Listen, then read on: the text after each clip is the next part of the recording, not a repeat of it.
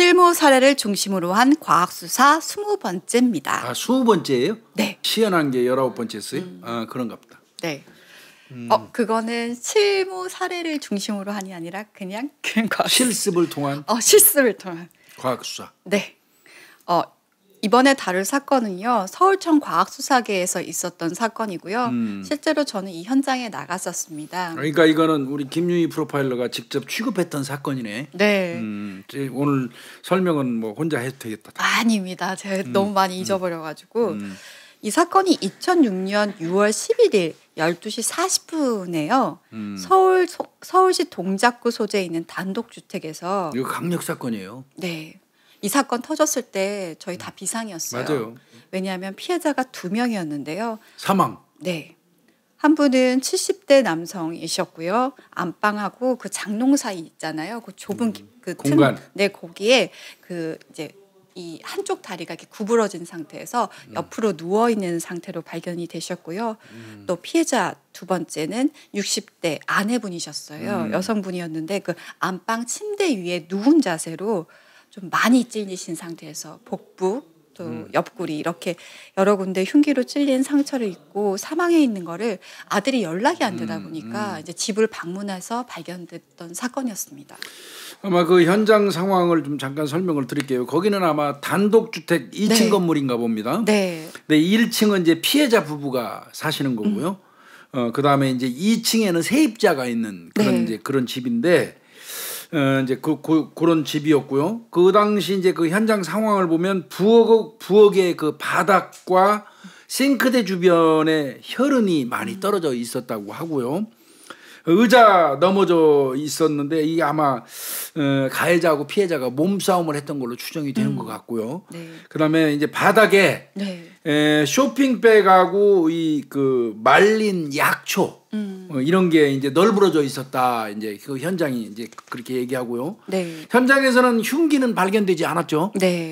그다음에 이제 주방 바닥에서 다량의 이제 아까 말씀드린 것처럼 혈흔이 있었고 화장실에 가서 피를 씻는 적이 있다고 그래요. 네. 예. 크게 세 군데에서 이렇게 혈흔 흔적이 있었는데요. 하나가 아까 부엌, 교수님이 얘기하셨던 부엌이었고요. 또 안방, 왜냐하면 피해자가 다 사망한 곳이 안방이었습니다. 그러니까, 그리고 화장실에 혈흔이 발견됐었고요. 이 집은 아까 단독주택이라고 하셨는데 들어가면 이렇게 마당이 화단 같은 거 있는 이렇게 마당이 있어요.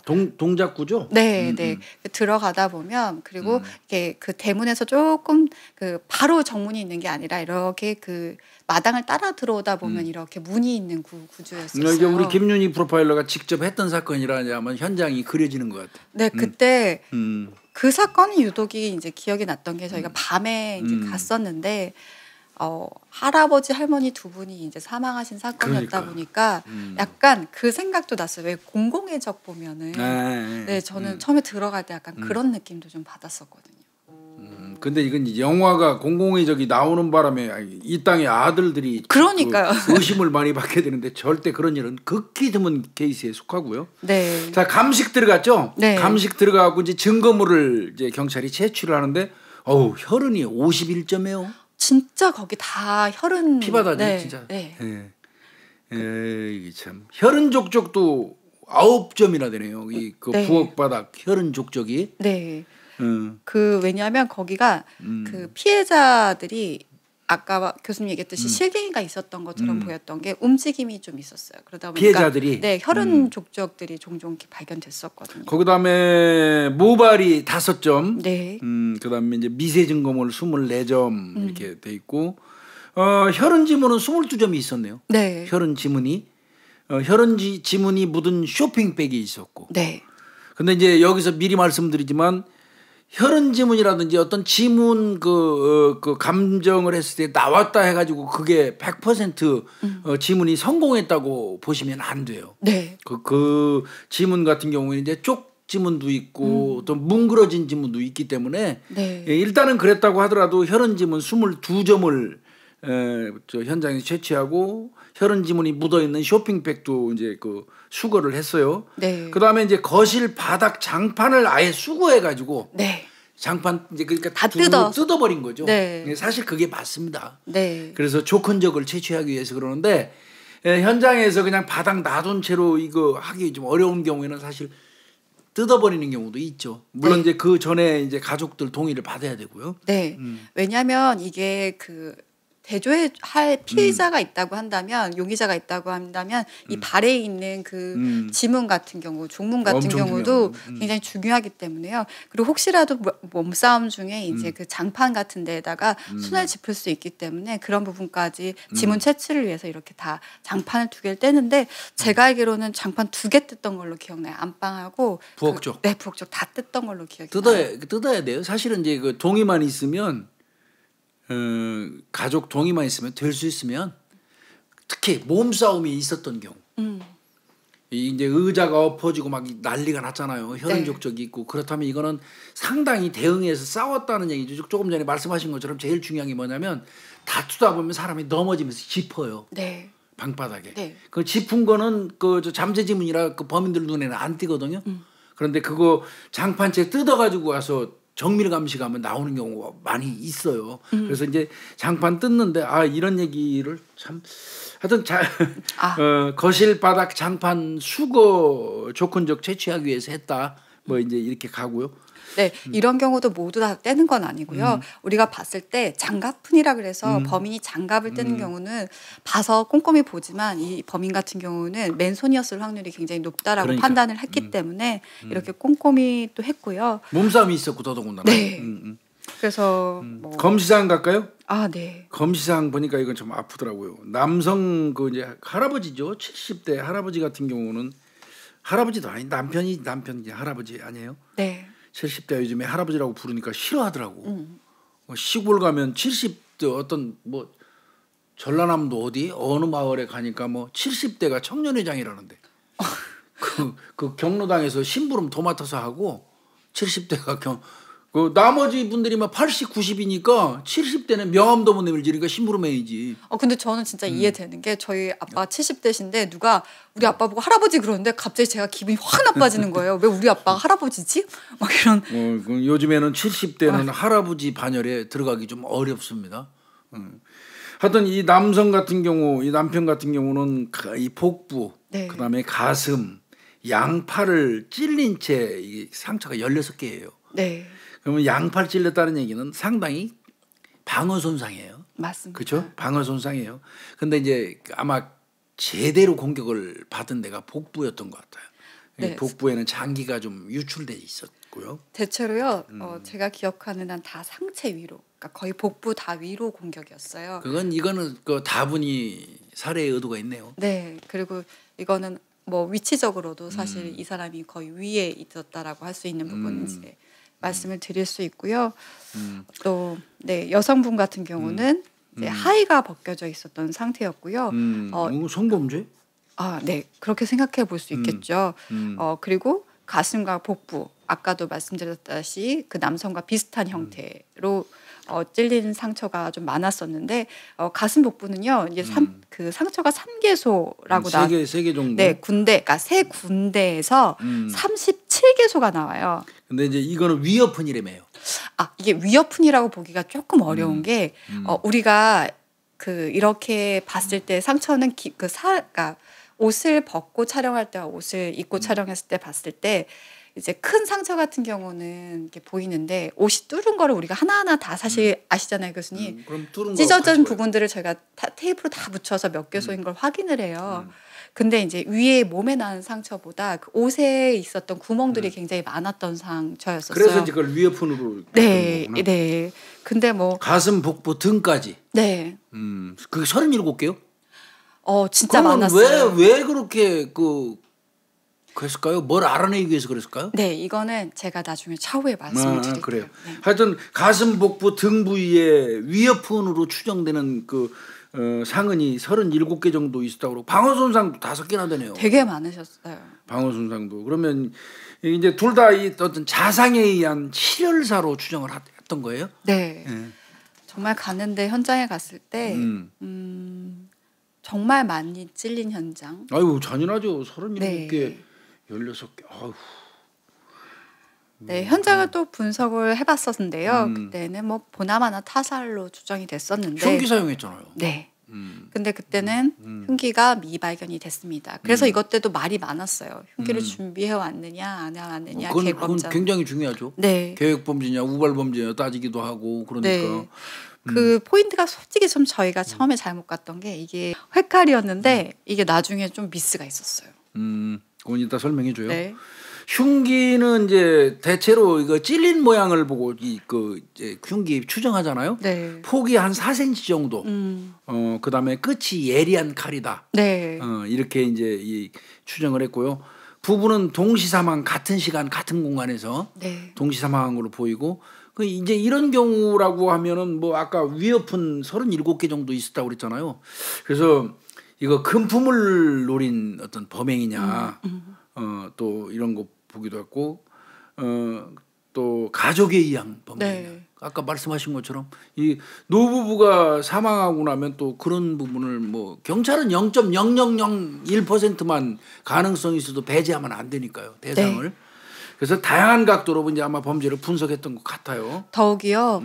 이 워낙 많이 찔리다 보니까 그 원한이라든지 그 원한도 있을 네. 수 있죠. 그렇죠. 그런 뭐 복수에 의한 보복에 의한 범죄가 아닐까.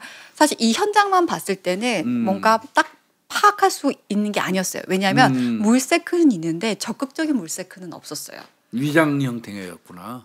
뭐 없어진 건 있는데 카드나 이런 게 없어진 건 있는데 그렇다고 뭔가 되게 적극적으로 뒤진 흔적은 또 발견되지 않았었어요. 애매했구나 이게. 네, 그리고 막 여러 가지 몸싸움 한 흔적은 있어서 여기저기 막 엎어져 있는 상태는 또 있지만 뭐 그리고 또 그 여성분 같은 경우는 하의가 벗겨져 있다 보니까 성범죄도. 네. 근데 60대 여성을 성범죄 할 수는 있죠. 그렇지만 가능성은 좀 희박해 보이고요. 네. 근데 이제 실제로 성범죄를 당했는지 여부는 이따 뭐 설명드리겠지만요. 네, 그리고 이제 뭐 실제로 성범죄가 아니더라도 아시잖아요, 교수님. 도망가지 못하기 위해서 그렇죠. 네, 하의를 벗긴다거나 아니면 위협 같은 수단으로 쓰기도 하기 때문에 뭐 여러 방면으로 진짜 많은 분석을 했던 사건이었어요. 이제 그 안에서 지문 채취를 많이 했지만 거기서 뭐 이제 가족 지문 나오면 네. 가족 지문 그 잠재돼 있는 안 보이는 지문 현출했을 때 가족 지문이 나오면 그거는 좀 아닌 걸로 보이고 그래서 여기서 이제 심혈을 기울인 건 혈흔 지문이에요. 네. 혈흔 지문은 명백히 이유야를 막론하고 범행 과정에서 생긴 거니까 그거는 굉장히 심혈을 기울여서 채취할 수밖에 없었다고 얘기를 하고요. 네. 근데 이게 몇 개 했네요. 이게 보니까 네. 저 혈흔 지문을 근데 이 쪽 지문이 안방 바닥에서 하나 나오네요. 네. 그러니까 그 우리 뜯어갔다 그랬잖아요. 네. 장판 뜯어갔는데 거기서 쪽지문 하나 나왔는데 혈흔 지문, 네. 쪽지문. 네. 이게 이게 쪽지문이라는 게 뭐냐면 지난번에도 말씀드렸듯이 이렇게 조그만하게 이렇게 쪽으로 나오는 건데 이런 경우는 이 사람의 신원을 정확하게 밝혀낼 수는 없어요. 나중에 이걸 진짜 공을 들여서 시간을 굉장히 많이 늘려서 뭐 나중에 신원이 밝혀질 수도 있는데 그때 2006년도에는 이런 식으로는 밝혀낼 수가 없었어요. 그냥 용의자가 있으면 특정해서 대조하는데 유효했었죠. 네. 그 다음에 이제 이거 그러니까 안방 바닥 장판 드러내 가지고 쪽지문 하나 발견했고요. 네. 그 다음에 이제 부엌에서 저 바닥에서 발견된 쇼핑백이 있었다고 그랬잖아요. 네네. 그 쇼핑백에도 그 쪽지문이 한 점 또 있었대요. 네. 그러니까 지문 채취로는 두 가지 유의미한 걸 건진 겁니다. 네. 안방 바닥에서 쪽지문 하나. 그 다음에 부엌에 유리돼 있던 그 쇼핑백에 묻어 있던 쪽지문 하나, 두 개. 네. 그리고 여기는 안 나와 있는데 그때 우리가 그 화장실을 쓴 사람은 그러면 범인밖에 없잖아요. 그렇죠. 그래서 가서 씻었으니까. 네. 그래서 화장실 문 쪽에서도 이 혈흔 지문이 발견이 됐었어요. 근데 네. 그거 거기서는 네, 안 나왔던 걸로 의미 알고 있는 게 뭉개졌구나. 네. 네. 그래서 그때 여러 개의 약간 혈흔 지문이 그러니까 이 사람이 장갑을 안 끼고 방심했을 수 있다라고 생각했던 게 이게 종종 혈흔 지문들이 좀 보였었거든요. 그 다음에 이제 조근적 그 찾았어요. 네. 거실 장판 수거했었고 뭐 거실 장판도 수거해버렸네요. 네. 그래가지고 분말법으로 이제 종문을 채취해서 우리 이제 구독자님들은 이제 액체법, 고체법, 이제 기체법 다 아시잖아. 네. 여기 분말법은 이제 분말, 고체법. 고체법이죠. 네. 그러니까 거실에서 장판을 수거해가지고 고체법, 즉 말하는 분말법으로 종문을 네. 채취를 했고요. 종문. 부엌 장판도 수거를 해가지고 이게 다 걷어냈네요. 내가 네, 보니까 다 두 분 돌아가신 거라. 네. 혈흔 반응 검사 했네요. 네. 근데 이게 아미드 블랙 시약이라고 이거로 총문 채취했다고 합니다. 네. 아미드 블랙은 나중에 이제 그 우리 조민영 교수 불러다가 또 설명을 네. 하겠습니다. 이것도 어떻게 보면 일종의 그냥 한 방법이라고 보시면 될 것 같아요. 맞아요. 네, 그 채취하는 방법인데 그 용액의 그 성분에 따라서 조금씩 차이가 있어요. 그런데 이게 처음에는 확 막혔었어요. 이유는 그랬을 것 같아요, 이거. 네, 일단은 동기를 찾기가 좀 어려웠던 난해한 현장이었고요. 그러니까 우리는 분류를 할 때 뭐 오거나이즈 조직된 뭐 범죄 현장 아니면 비조직된 현장이라고 하는데 전형적인 그 비조직화된 현장이었었어요. 이게 살해 동기도 명백하지가 않고 이게 네. 성범죄 목적인지 네. 금품 목적인지 우발 범죄인지 사실 범행 시간대도 좀 추정하기가 애매했었던 게 이게 그 몇 가지 저희가 그 사후 시간 확인을 하는데 이게 사후 경지가 네. 같이. 근데 이게 차이가 다 있었어요. 아, 이게 딱 일정 시간이 특정이 안 됐었어요. 애매했구나 이 사건 자체가. 네, 그런데다가 그때 저희가 딱 들어가니까 전등불은 이게 되게 중요한 게 뭐냐면 현장에 갔을 때 전등불이 켜 있는지 안 켜져 있는지가 다 진술이 달라. 첫 발견했던 사람들이 켜져 있었던 것 같기도 하고 안 켜져 있었던 것 같기도 하고. 그게 그러니까 이게 초등수사 현장에 출동해가지고 그 다 수첩권에서 적도록 돼 있잖아. 네, 출동한 시간, 네, 그다음에 도착한 시간, 도착해서 들어갔을 때 문이 개방돼 있다. 네, 또 개방 오픈. 그다음에 들어가서 불이 온 오프. 네. 이거는 필수적으로 초등수사 현장에 나가는 파출소 직원들이 이거 진짜 잘해줘야 돼요. 근데 이게 이제 아드님이 발견을 하시다 보니까 아드님이 정황이 없었던 거예요. 아들이 발견해서 긴가민가 했구나. 네, 이래서 이게 뭔가 불이 켜져 있는지 여부도 잘 몰랐었다가 확실했던 건 뭐였냐면 들어갔는데 그 극동 방송 라디오 방송이 계속 흘러나오고 있었어요. 현장에. 네, 근데 어머님이 그 항상 새벽 4, 5시 되면 기상을 해서 그 극동 방송을 켜고 이제 일을 하시는 게 패턴이라고 아드님이 진술을 했어요. 근데 이제 그 라디오가 틀어져 있으니까 또 자세하게는 얘기를 말씀 못 드렸지만 그 식탁에 그 뭐가 준비되어 있는 것들이 있었고 아침 시간이었을 거다라는 예상을 했었던 거예요. 대체적인 어떤 정황 증거로 봤을 때. 근데 이게 나중에 이제 잡히고 나면 와장창 다 깨집니다. 그래서 나중에 말씀을 드리겠지만 그래서 정확한 정보 그리고 이게 그 지인들의 말만 다 100% 믿으면 그건 아니에요. 절대. 네, 이게 종합적으로 사고를 해야지 이게 나중에 처음에 문제가 됐던 부분들이 좀 있었어요. 이런 말이 있어요. 형사는 귀가 얇으면 안 돼요. 네. 형사는 귀가 얇으면 절대 안 돼요. 그 저 주변 사람들이 얘기하는 거 찰떡같이 그 듣고 그쪽으로 아예 예단 가져버리면 사건 해결을 못 해요. 형사는 처음부터 끝까지 의심해야 돼요. 사실 그러다 보니까 가족이나 참고인들한테 욕을 먹어요 형사들이. 그리고 안 믿으니까. 네, 그리고 대체적으로 이제 아들이나 가족 같은 경우는 우리 부모나 누구에 대해서 험담하고 싶어하지 않기 그렇죠. 때문에 우리 부모님은 절대 문 열어놓을 사람이 아닙니다. 문단속 꼼꼼히 한 사람이다. 책임질 만한 얘기는 안 하는 거지. 네. 책임이 약간이라도 쏠릴 수 있는 얘기는 말 안 해주는 거지. 네, 그리고 생활 패턴은 항상 규칙적입니다. 이렇게 얘기를 되게 많이 하고 뭐 불 꺼는 거 절대 잊지 않습니다. 다 이렇게 얘기를 하다 보니까 이 부분은 사실 많은 사람한테 확인을 할 필요가 있다라는 게 이번에서도 좀 많이 느꼈었던 사건이었어요. 이거는 이제 그 수사 상황을 보니까 네. 피해자 명의의 신용카드 2개가 네. 없어졌죠. 네. 없어졌는데 이 사건 발생 후인 그 6월 11일 날 네. 밤 9시 18분에서부터 시작해서 6월 12일 그 다음 날 05시까지 사이에 그러니까 그 전날 밤 9시 넘어서 네. 그다음에 그 다음 날 새벽 5시 사이에 종로, 용산, 네. 그 이태원 이런 유흥업소 6군데를 갔어요. 그 카드 2개 가지고 네. 그래갖고 11번에 걸쳐서 총 156만 3천 원 네. 이거를 썼어요 범인이. 네. 사실 이게 범인들이 카드 안 쓰잖아요. 네.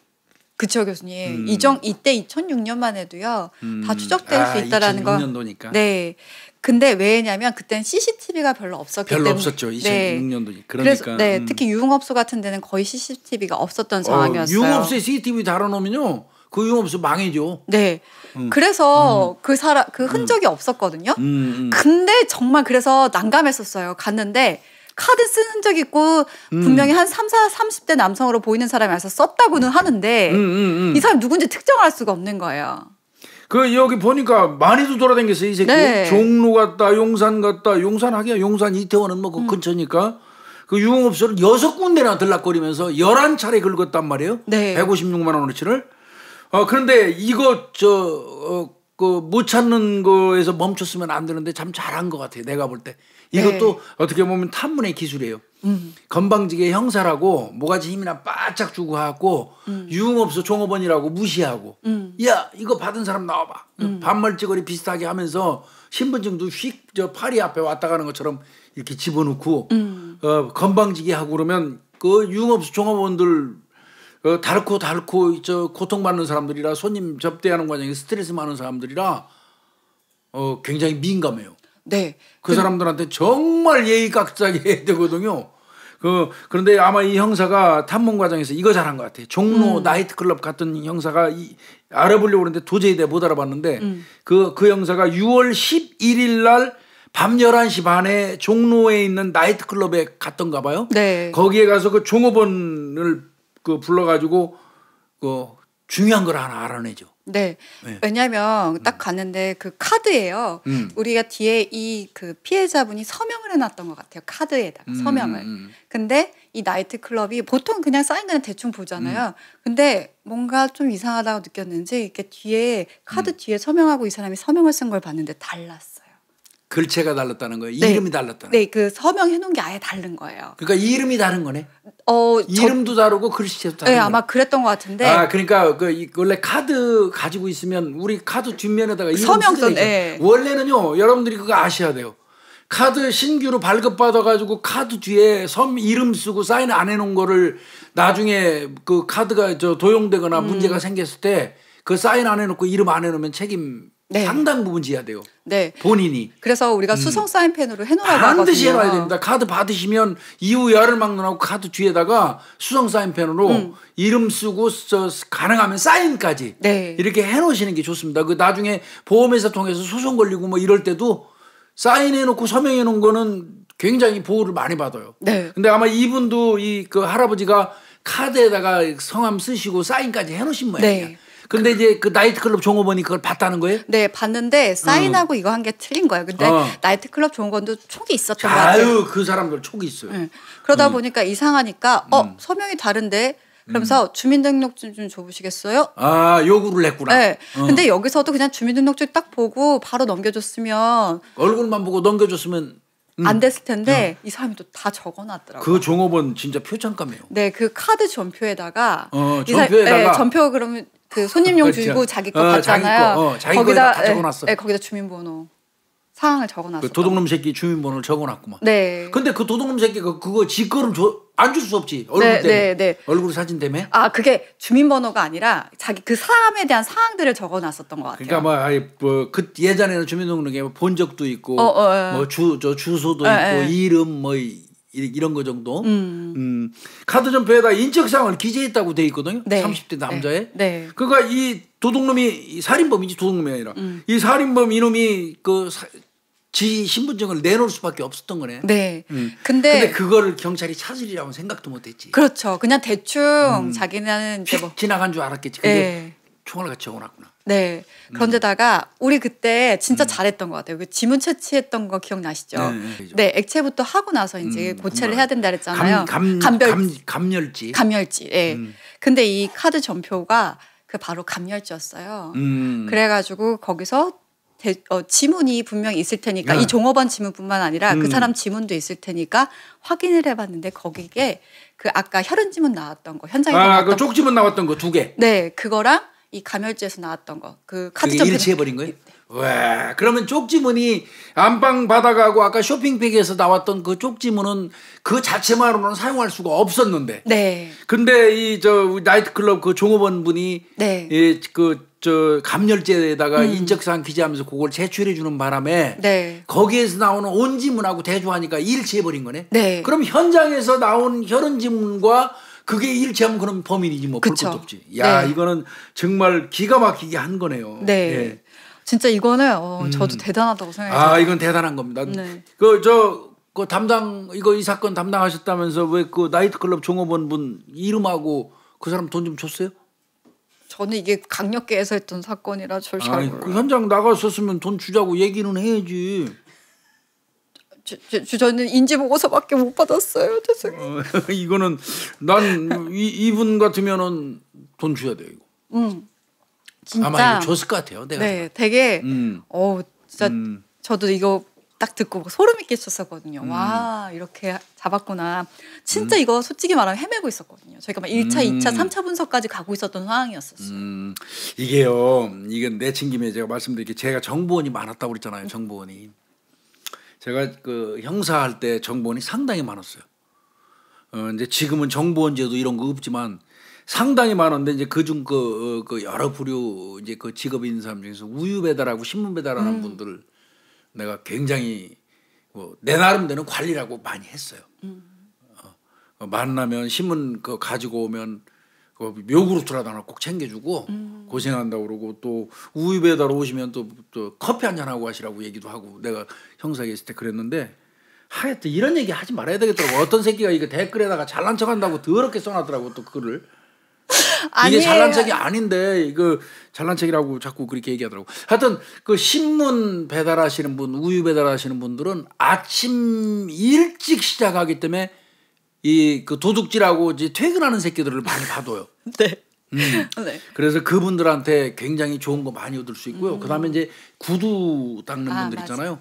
그분들한테는 가서 구두 그때 뭐 500원 정도 구두 닦으면 한 1,000원 주는 게 좋아요. 네. 설렁탕이 한 500원 정도 할 때 이제 그 얘기예요. 나머지는 설렁탕 드세요 하면 내가 그분한테 제보 받아가지고 이 구두가 이렇게 옆으로 있으면 톱날처럼 이렇게 돼 있잖아요. 가쪽에 네네네. 거기에 그 피가 이렇게 스며 있는 거를 자기가 봐두셨구나. 구두 닦으면서 봐뒀다가 그 사람 얼굴을 자세히 봐두고 나한테 제보 주는 바람에 내가 살인 사건 하나 해결한 적도 있어요. 구두 그 닦는 분들 그런 분들 그 다음에 나이트클럽. 나이트클럽이 가면 이제 웨이터는 개인 사업자예요, 사실은. 아, 그래요, 교수님? 웨이터는 그 보증금 내고 들어가서 그 나이트클럽 사장한테 보증금 내고 들어가서 개인 영업하는 겁니다. 자기가 팔은 저 술의 몇 퍼센트를 자기가 가져오는 거예요. 개인 사업자 수준이에요. 이제 그 나이트클럽 그 웨이터가 밑에 이제 새끼 웨이터 이른바 이제 그 뭐라 그래요? 부하 웨이터라고 그러나? 우리는 그냥 그때는 새끼 웨이터 이렇게 했는데 그 좀 듣기가 좀 현장 용어. 현장 용어가 그랬는데 그 두구 있거든요. 대체로 나이트클럽 가면 센 사람들이 0번 그리고 이제 연예인 얘기가 마음 드는데 조용필이 엄청 많죠. 예. 그런 사람들이 센 사람들이에요. 아, 네. 근데 이제 그런 사람들을 저는 관리 잘했어요. 그 사람들한테 저도 술 먹으러 가잖아요. 먹으러 가면 남들이 5,000원 팁 줄 때 저는 10,000원 줬어요. 역시. 네, 10,000원 줬어요. 그리고 인간적으로 형 동생 하자고 그랬어요.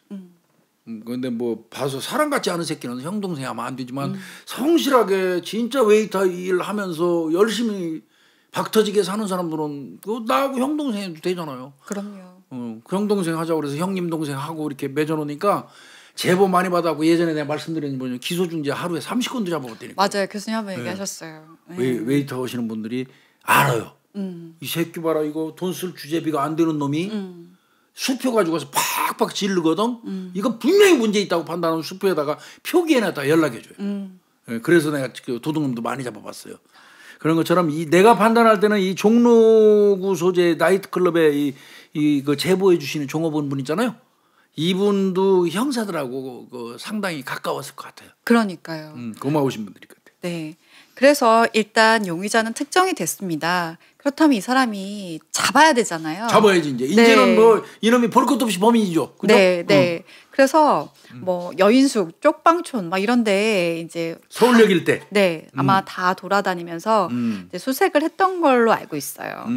그래서 아마 여인숙이었나 거기를 특정하게 돼서 확인을 하고 이제 주변 막 수색하던 중에 이제 골목에서 딱 경찰 보고 바로 튀어가는 그 네, 용의자를 딱 바로 검거를 했죠.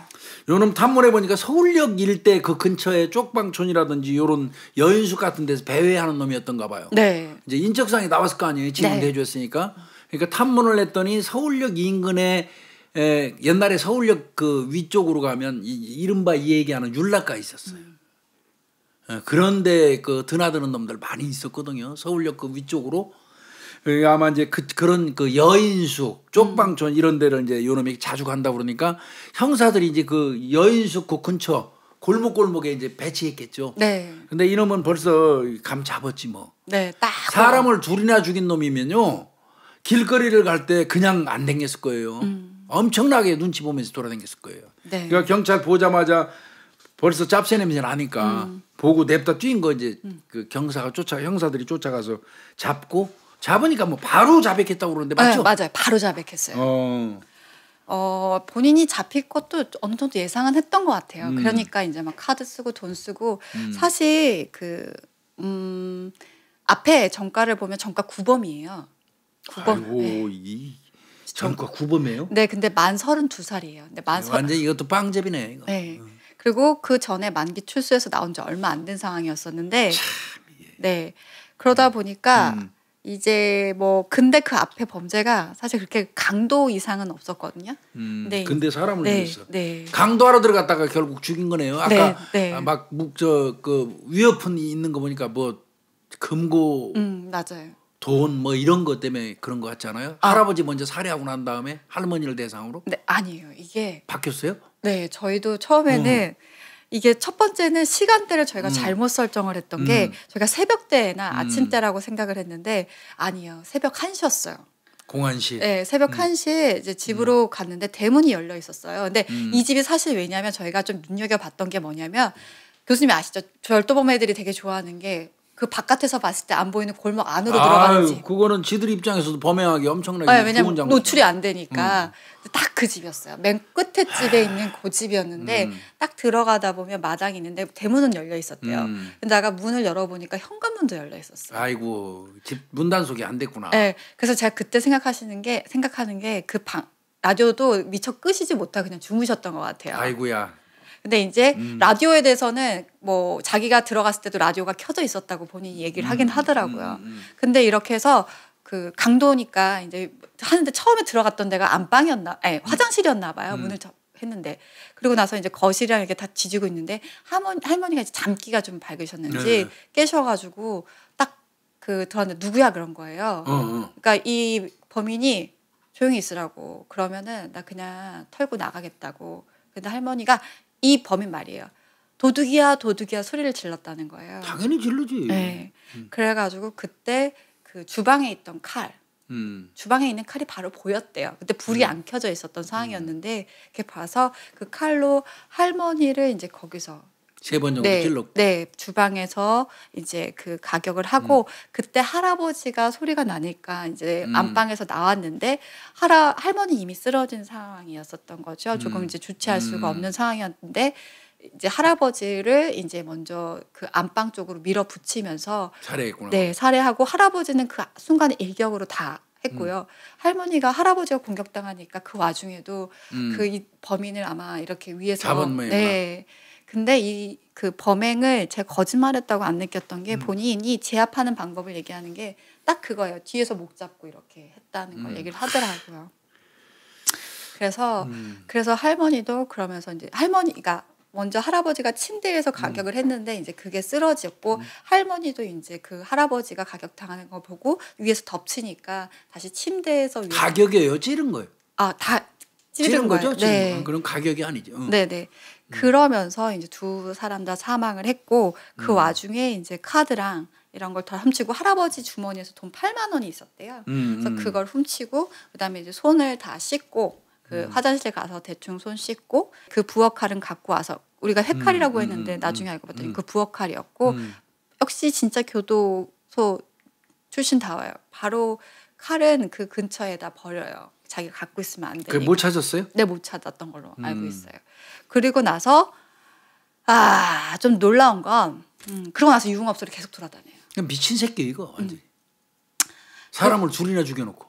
네, 그리고 나서 그냥 계속 돈 뽑아 쓰고 유흥업소 가서 쓰고. 이거는 내가 볼 때 검거돼도 괜찮다는 생각했던 것 같아요. 네. 신분증도 보여주고 막 이러면서 마구잡이 쓰고 다니는 거 보면 나 그냥 검거돼도 그만이야 이런 식이 이거 미친놈 같아요, 미친. 네, 그러니까 마지막까지 자기가 근데 제가 그때 봤었을 때 진짜 다 그냥 자백을 다 해요. 그러니까 뭐 이렇게 빼는 거 없이 그냥 그대로 다 하는데 왜 그랬냐라고 물어보니까 자기가 만기 출소한 지 얼마 안 돼서 형이랑 같은 집에서 살고 있었는데 형이랑 살고 있대 형이 돈이 이제 숨겨놨었나 봐요.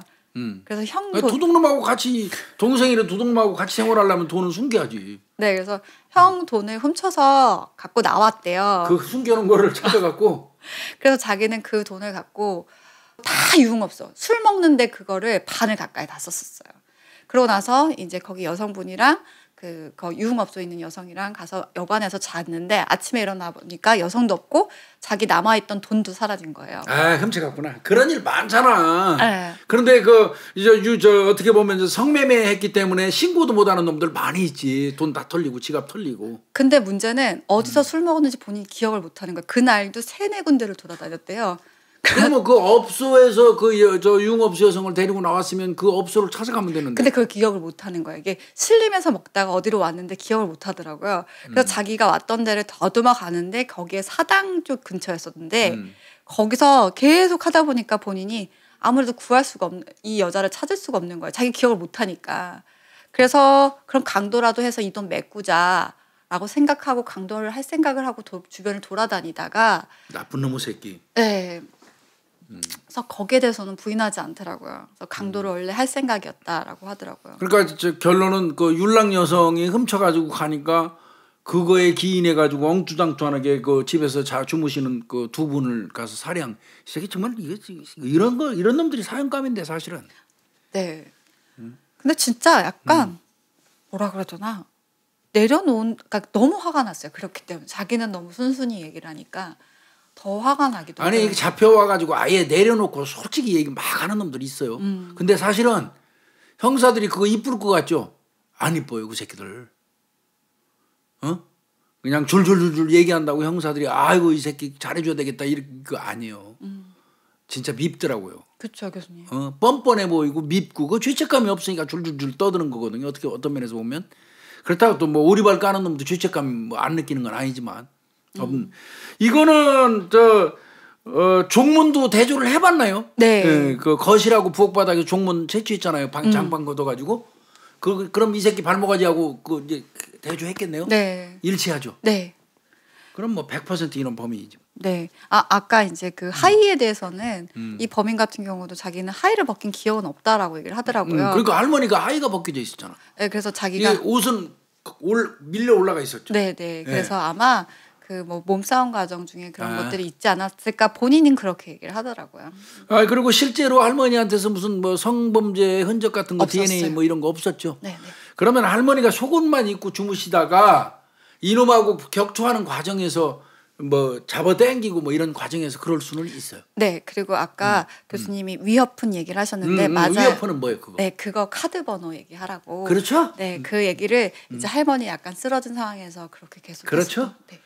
그게 위협폰이 37개 정도 나왔다 그러면 그거는 분명히 뭐 금고 비밀번호를 대라 아니면 카드 비밀번호 대라 하는 거죠. 네, 그래서 할아버지는 이제 그 순간에 돌아가셨지만 할머니는 조금 더 오랫동안 약간. 할아버지 같은 경우는 아까 보니까 장기가 유출돼 있다는 거 보니까 일격에 네. 치명적인 공격을 받은 걸로 보여져요. 네. 이 사건은 내가 볼 때는 나이트클럽 종업원 수사 관련돼서 이 사건의 백미예요. 네. 이 탐문 수사가 진짜 경찰이 제일 하기 어려운 수사 중에 하나가 탐문 수사하고 잠복 수사입니다. 근데 탐문은 정말 잘하는 사람이 잘해요. 제가 늘 말씀드리면 탐문 잘하려면 싣고 다니는 게 많아야 돼요. 껌, 담배, 맞아요. 사탕 이거 갖고 다녀야 돼요.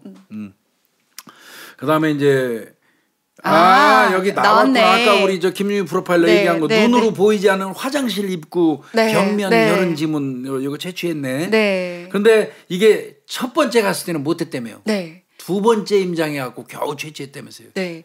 이게 그 진짜 1차 현장만 해도 제가 기억하기에 밤에 갔는데 거의 다음날 아침 넘어서 끝나고요. 굉장히 오래 걸렸던 거고 그다음에 저희가 다 빼고 나서 2차 벽이라 이제 이런 데는 또 혹시 몰라서 다 하거든요. 그때 맞아요. 그때 발견이 됐어요. 그러니까 2차 임장해 가지고 채취를 해낸 거고 또 잘한 것도 있어요. 장판 수거해서 아예 통으로 가지고 와서 그거 가장 안전해요, 사실은. 저 기억 나거든요. 이거 우리 그 실험실에 이렇게 쫙 깔아놓고 막 하셨던. 장판을 그냥 싹 네. 걷어가지고 와서 그냥 네. 거기다 깔아놓고 이렇게. 이건 이제 가족의 동의만 있으면 가능하면 그렇게 하는 게 좋고요. 네. 이거는 정말 내가 볼 때 그 수사 참 꼼꼼하게 잘한 것 같습니다. 네. 왜냐하면 이게 현장에서 보여주는 수사만으로는 좀 사실 찾기가 되게 어려운 그 불분명한 현장이었어요. 뭐가 딱 보이는 현장이 아니었기 때문에 이런 노력들이 다 합쳐졌기 때문에 이렇게 피의자를 특정할 수 있었고 이 벌의 그 죄의 대가를 치르게 할 수 있었습니다. 이거는 어떤 2006년도에 서울지방경찰청 우리 김유희 프로파일러가 있었을 때 과학수사계에서 그 잠재지문 채취, 그 다음에 이제 그 아주 특화된 탐문, 네. 이게 합작품에 의해서 두 사람을 살해했던 범인을 신속하게 검거할 수 있었던 그런 사건입니다. 네. 근데 이런 사건 볼 때마다 발견자가 가족이잖아요. 그래서 진짜 마음이 아파요. 그렇죠. 평생 아드님 같은 경우는 트라우마 속에 살 수밖에 없죠. 네. 하여튼 근데 뭐 두 분 좋은 곳에 가셔서 또 부부로 잘 살고 계실 거예요. 아드님 그 힘내시고요. 네. 네. 교수님 네. 수고하셨습니다. 예, 고생했습니다.